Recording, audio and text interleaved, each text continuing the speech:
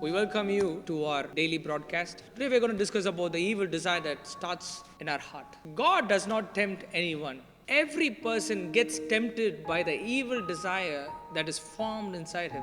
This evil desire becomes a lust, and the lust becomes a sin, and the sin leads to death.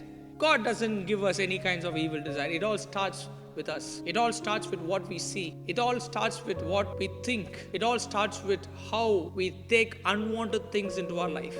Unless we decide to stop seeing unwanted things, unless we decide to stop things, unwanted thoughts getting into our mind, unless we decide to stop every form of evil entering us, sin is next to us. There's a verse in the Bible in book of James, first chapter 13 to 16th verse. It says, "Let no man say that he is tempted of God. For God cannot be tempted with evil, neither he tempts any man. But each person is tempted when he is drawn away and enticed by his own evil desire.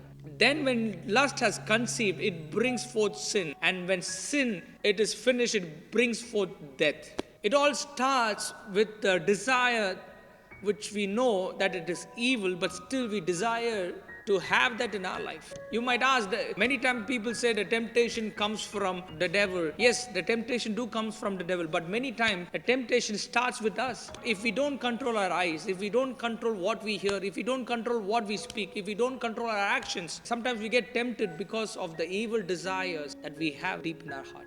Today I would encourage you, let us make a firm decision to not desire for anything that is evil. When we know it is wrong, when we know it leads to sin, we should always remember this evil desires becomes a lust, and the lust becomes a sin, and the sin will lead us to death. Today let us make a decision. Let us not encourage any kind of evil desire to enter our heart.